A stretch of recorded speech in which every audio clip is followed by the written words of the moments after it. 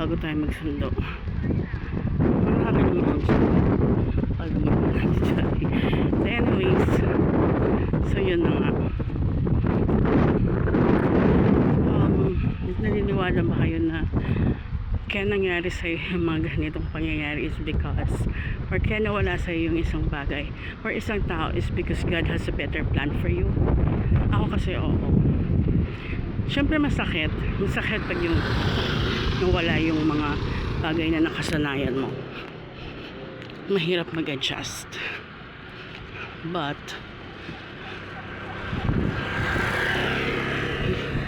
you have to, hihingal ako, diba?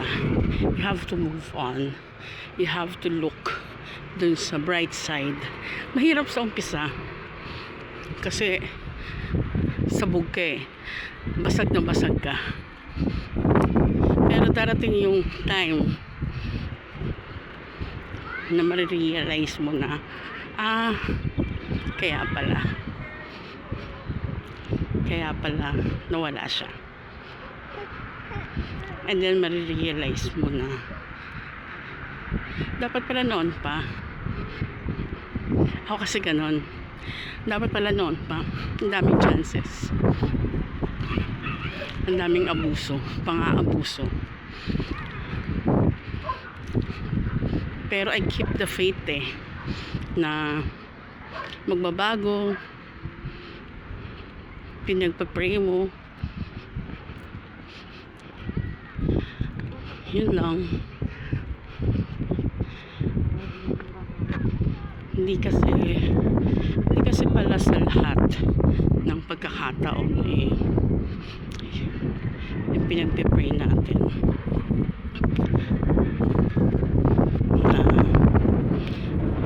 ako kasi ang pinangahawakan ko lang sa kanya noon is yung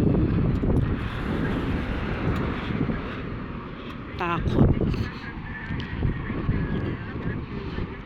niya sa akin. Charot, hindi. Takot niya kay God. Nagkakilala kasi kami sa church. I accepted his flaws kasi nga I asked for him, pero yun pala may hangganan nga, may limitation, pero lang kung hanggang saan ko lang siya, kung hanggang saan lang siya sa buhay ko. It was supposed to expire 7, siguro mga 7 years pa lang kami. Yeah, 7 years. Kasi yun yung 7-year each and it happened. So 7 years. So from 7 years, yeah. So sa 7 years na yun, ang daming nangyari. I forgave him because I prayed for him. Hanggang ngayon naman, pinagpe-pray ko pa rin siya. Kasama pa rin siya sa prayers ko. Hindi naman siya nawawala.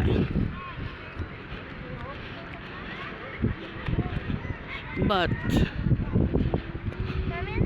sa ngayon kasi I'm praying for his healing. Ang kailangan niya kasing i-heal is yung inner child niya.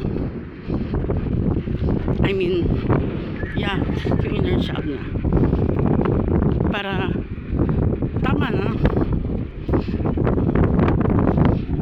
na yung nadanas niya na sana madanas ng mga anak namin, kasi wala naman silang kasalanan in the first place. Pero yun na nga, may mga bagay na nangyari na dapat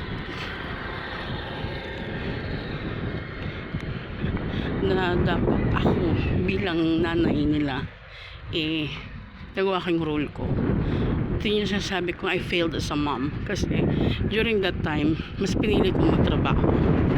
Pinili kong magtrabaho kasi hindi niya kami kayang suportahan.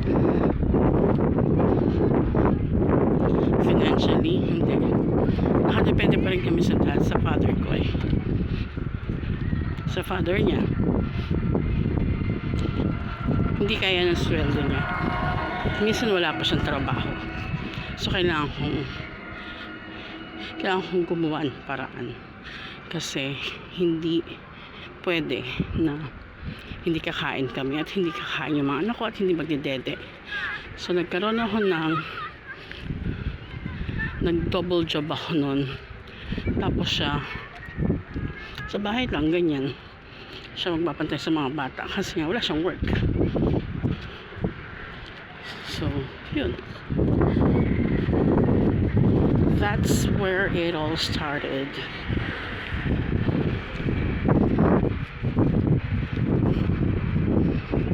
But yeah, fast forward, you just have to accept na every person, everything's na mahal sa atin, mahalaga sa atin, may reason at may time limit kung hanggang kailan lang sila. And we have to be prepared, we have to be ready, we have to be, lagi tayong dapat look forward dun sa ano yung kaya natin with God. Kailangan lagi tayong nakasandal sa Kanya para kayanin natin ang lahat. Hindi pwedeng tayo lang, kasi nga we're just human, diba? Iba pa rin pag mayroong divine presence, and that's actually where you're gonna appreciate na nandiyan si God para sa'yo. Ni arte. Bukas ulit. Sundo muna ako.